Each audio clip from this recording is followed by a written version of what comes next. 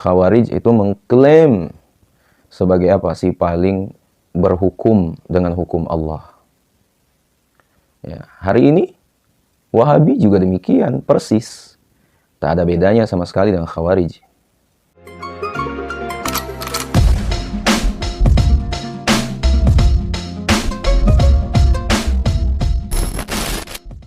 Bismillahirrahmanirrahim. Alhamdulillahilladzi an'amana bini'matil imani wal islam.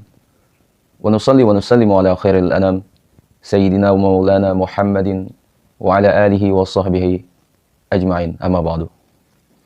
Asabi semua dimuliakan Allah Subhanahu wa taala. Orang-orang Wahabi sekarang itu terkhususnya di media sosial sedang kepanasan. Sebab kemunafikan mereka mulai terbongkar. Ya. Ustadz-ustadz aswaja itu mulai bermunculan. Ya, mengcounter pemahaman mereka. Ya, mengaku si paling sunnah, tetapi perilakunya sangat bertentangan dengan akhlak Nabi Muhammad SAW. Ya. Mengklaim pengikut salaf, tetapi ahli mencemooh ulama-ulama salaf sebagai subhat, bid'ah, bahkan sesat. Anehnya, ketika bobroknya mulai tersingkap, orang-orang Wahabi malah main playing victim. Ya. Mereka menganggap label Wahabi sebagai tuduhan dan menyangkal status kewahabiannya sendiri. Ya, sahabatku semua dimuliakan Allah. Sebenarnya, kemunafikan Wahabi bukan kali pertama mereka lakukan. Sudah sejak lama. Ya, orang-orang Wahabi berusaha menghilangkan atau tidak mengakui Wahabisme. Hal itu karena mayoritas ulama Ahlus Sunnah wal Jamaah sudah sepakat bahwa Wahabi merupakan ajaran yang menyimpang. Ya, digagas oleh orang yang menyimpang asal Najd. Juga menyalahi ijma' atau konsensus ulama dalam seluruh aspek Islam. Ya, utamanya dalam hal ilmu fikih dan tauhid. Ya, sahabatku semua, pada saat yang sama perlu kalian ketahui, Wahabi merampok Ahlus Sunnah sebagai identitas baru mereka. Ya, makanya mereka kerap mengklaim sebagai Sunni, padahal tidak. Ya, mereka juga selalu mengaku pengikut manhaj salaf, padahal justru menuduh ulama salaf sebagai kaum subhat dan bid'ah. Ya, mereka mengaku pengikut Ahlus Sunnah, bahkan melabeli diri sebagai paling sunnah. Namun, semua akhlak dan ajarannya justru jauh melenceng dari ajaran Nabi Muhammad SAW. Asabiku semua, apa maksud dirampok tadi? Ya, jawabannya, orang-orang Wahabi itu memutarbalikkan fakta. Mereka mengaku diri sebagai Sunni dan pengikut salaf, ya, agar umat ikut menjadi Wahabi. Sementara pada saat yang sama, menuduh orang Sunni yang asli dan pengikut salaf yang asli sebagai ahli subhat dan bid'ah. Ya. Bahkan sebagiannya dianggap kafir oleh Wahabi. Ya, ironisnya, ya, perampokan dan pemutarbalikan fakta itu berhasil. Ya, buktinya, semakin hari jumlah pengikut Wahabi bertambah. Mengerikan bukan? Ya, untuk itu, asabiku semua, di sini perlu ditegaskan, ya, bahwa Wahabi itu bukan tuduhan. Ya, video ini akan menelanjangi trik playing victim orang-orang Wahabi. Ya, agar umat Muslim, terutama yang baru belajar Islam, tak tertipu mulut manis nan berbisa orang Wahabi. Ya, umat Muslim di Indonesia maupun di seluruh dunia harus menyadari, ya, satu fakta. Ya, pertama, bahwa Wahabi adalah Khawarij masa kini. Dan kedua, bahwa playing victim orang-orang Wahabi merupakan siasat menipu umat Islam. Ya, sahabatku semua dimuliakan Allah. Wahabi itu Khawarij masa kini. Ya. Dan ini bukan tuduhan, melainkan pengungkapan fakta sejarah. Ya. Itulah kenapa orang-orang Wahabi tidak mau dan selalu menyangkal jika dipanggil Wahabi. Namun, ya, menyangkal kewahabiaan ya, dan pada saat yang sama mengikuti Wahabisme adalah strategi kamuflase yang naif. Ya. Hal itu sama dengan orang yang ikut ajaran Paulus, namun tidak mau dipanggil penganut Paulisme, malah mengaku pengikut Yesus. Ya, sahabatku semua, namun bagaimana kalau penyingkapan kelicikan Wahabi dibuktikan sejarah? Tentu ya tidak akan ada lagi yang bisa menyangkal. Ya, sejarah itu memang mencatat ancaman terbesar persatuan umat ya dalam munculnya gerakan yang menggunakan Islam ya, sebagai alat apa? Sebagai alat monopoli kebenaran. Ya. Ya, di masa awal Islam, Khawarij itu jadi simbol ekstremisme dan fanatisme yang berujung pada perpecahan kekerasan terhadap sesama muslim. Ya, Khawarij itu mengklaim sebagai apa? Si paling berhukum dengan hukum Allah. Ya, hari ini Wahabi juga demikian, persis. Tak ada bedanya sama sekali dengan Khawarij. Kendati muncul pada abad ke-18 ya, dengan dalih palsu Dul Wahab, ya, antara Wahabi dengan Khawarij sama persis hal ehwal ideologi, ya, metode dakwah, dan dampaknya terhadap umat Islam. Ya. Semua itu dapat kalian lacak dalam kitab sejarah Wahabi sendiri. Contoh nih, kitab Tarikh Najd Ibnu Ghannam, ya, ajaran menyimpang Dul Wahab dan kerjasama politiknya dengan bin Saud untuk menguasai Arab Saudi. Ya, itu dibahas di situ. Ya, ekspansi militer Wahabi. Ya, itu juga terekam jelas dalam kitab tersebut. Ya, bagaimana Wahabi menghancurkan sisa-sisa warisan Ahlus Sunnah. Ya, termasuk memusnahkan para ulama Sunni dengan tuduhan bid'ah, sesat, pengikut Syiah, dan kafir. Ya, itu jelas sekali. Ya, situs-situs sejarah juga dihancurkan, ya, seperti makam ulama Arab, ya, karena dituduh khurafat. Ya, kongsi bin Saud yang ingin kuasai Hijaz ya, lewat doktrin Wahabi juga fakta historis yang semakin memperjelas bahwa Wahabi adalah Khawarij modern. Ya, tak bisa disangkal. Ya, sahabatku semua yang dirahmati Allah. Jadi, ya, Wahabi itu mendapatkan kekuatan lewat ajaran teologis dan aliansi politik dengan bin Saud. Ya, dukungan militer dan finansial pun mengobarkan perang Wahabi melawan muslim lainnya di semenanjung Arab. Ya, sahabatku semua, itu sejarawan John Pilby itu mencatat kekerasan Wahabi dibenarkan oleh fatwa-fatwa takfir pada kelompok Sunni, Syiah, dan kaum Sufi. Ya, Wahabi membantai muslim yang menolak tunduk kepada mereka. Ya, sahabatku semua, sungguh ya, Wahabi bahkan boleh jadi lebih barbar daripada Khawarij itu sendiri. Ya, sahabatku semua, tentu saja ya ada argumen bahwa Wahabi tidak bisa sepenuhnya disamakan dengan Khawarij. Ya, tetapi siapa yang bisa mengelak dari sejarah?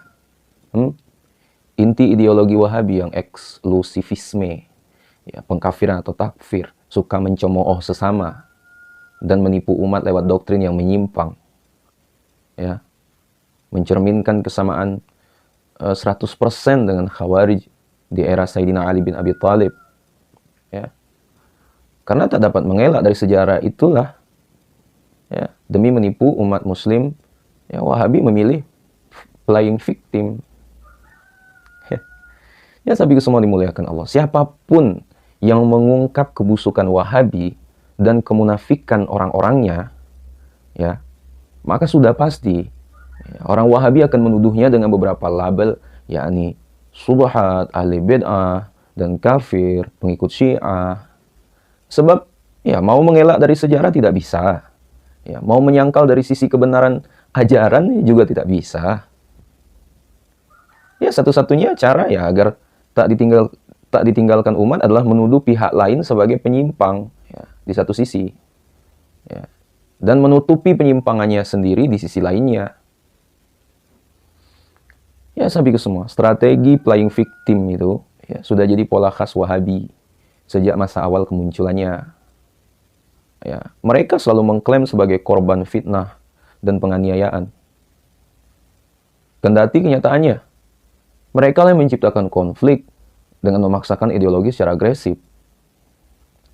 Ya, alih-alih nih islah atau mencari titik temu, mereka lebih memilih mengobarkan perang atas nama pemurnian tauhid ya, yang sepenuhnya palsu.